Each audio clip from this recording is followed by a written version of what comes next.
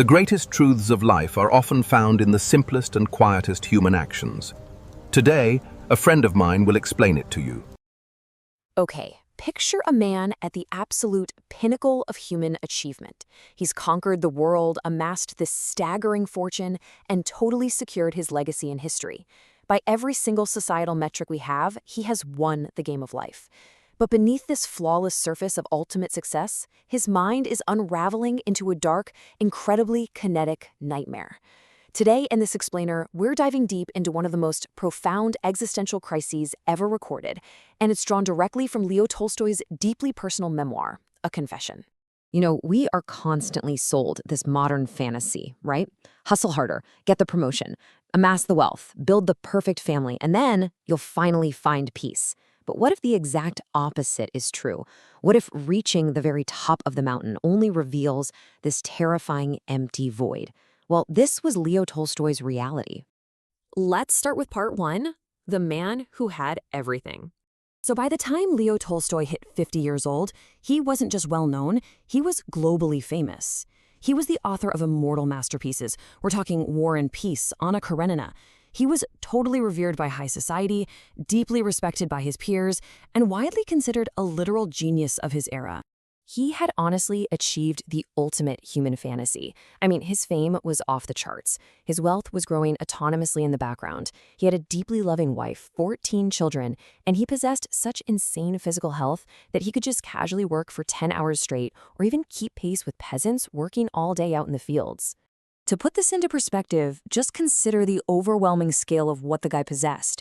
He owned 6,000 acres of land in the Samara province, 300 horses, a literal fortress of ultimate financial and social security. He had won. There was absolutely positively nothing left for him to conquer. Which brings us to part two, the sudden abyss. Right at the summit of his life, when everything is perfect, the music just suddenly stops. This creeping, relentless panic starts setting in. Imagine looking out over those 6,000 acres of yours, looking at your beautiful family, and suddenly being completely paralyzed by a single, echoing question. What then? Tolstoy actually described this, and he said it wasn't just a passing sadness. It was like a mortal internal disease, a total sudden arrest of life. In the anxiety, it just doubled down. He would start asking himself, okay, what next? What if I become more famous than Gogol, or Pushkin, or Shakespeare, or Moliere? What if I become the most famous writer in the history of the world? And the answer that echoed back to him in his head was terrifying. It was simply, what of it? None of it mattered. Because all of it eventually would just be swallowed up by death. It's wild to think about. Here's a man with a picture-perfect life, and he actually had to employ cunning against himself just to stay alive. He forced himself to stop going out hunting so he wouldn't use the gun on himself. He literally hid a cord from his own study so he wouldn't be tempted to hang himself from the partition where he undressed every single night. The drive to escape the crushing meaninglessness of it all had suddenly become stronger than his own drive to live. Moving into part three, the death of illusion. So how do any of us even survive a reality like that? Well, Tolstoy exposed these little pacifiers we use to distract ourselves, and he used this incredible old Eastern fable to explain it. Imagine a traveler running away from an enraged beast that represents the terror of life. To escape, the traveler jumps down into a dry well. But looking down, there's a dragon at the bottom with its jaws wide open. That's inevitable death. So he's clinging to a little twig on the side of the well, and two mice, a black one and a white one, representing day and night, are slowly gnawing away at his lifeline. On the leaves of that twig are just a few drops of honey, representing the fleeting pleasures of life. For Tolstoy, that honey used to be his art and his family. But eventually, the honey just lost its sweetness. He couldn't stop looking down at the dragon. He was desperate, right? So he sought answers in science. But science just told him how atoms worked. It didn't tell him why he should even bother living. So he turned to philosophy. But philosophy essentially just agreed with him that life was suffering. All of his massive intellectual achievement offered absolutely zero cure for his despair. From observing his own wealthy inner circle, Tolstoy figured out that people were using 4 false escapes. First is ignorance, basically just refusing to see the dragon at all. Second is Epicureanism, knowing you're falling but desperately licking up the honey anyway while you go down. Third is strength, realizing everything is meaningless and choosing to end your life on your own terms. And fourth is weakness. And this is exactly where Tolstoy felt trapped, clinging to a meaningless existence, too terrified to let go, but finding absolutely no joy in holding on.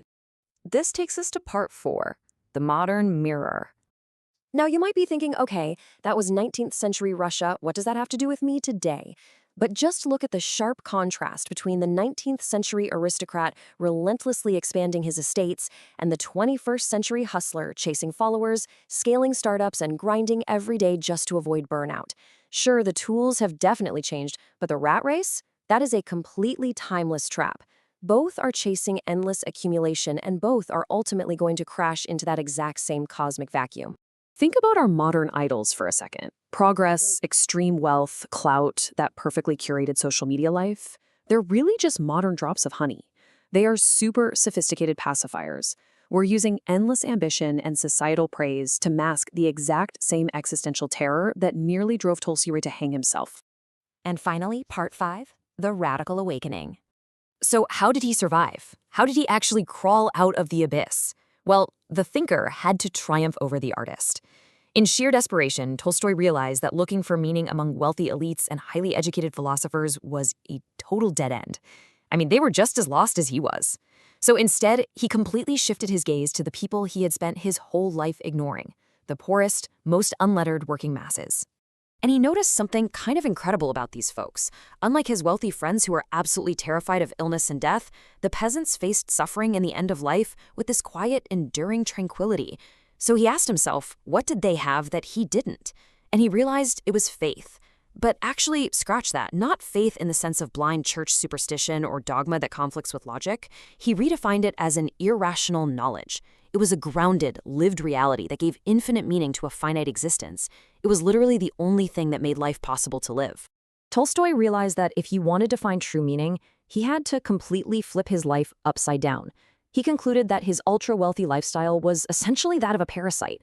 True meaning wasn't going to be found in accumulating thousands of acres or being praised by high society. It was found in radical simplicity, in heavy, honest physical labor, and in genuine service to others. He realized he had to embrace the enduring life of the people who actually create life, rather than the elites who just consume it. Ultimately, Tolstoy faced the billionaire's nightmare head-on and realized the wealth itself was the poison, not the cure. So I want you to consider your own life for a second.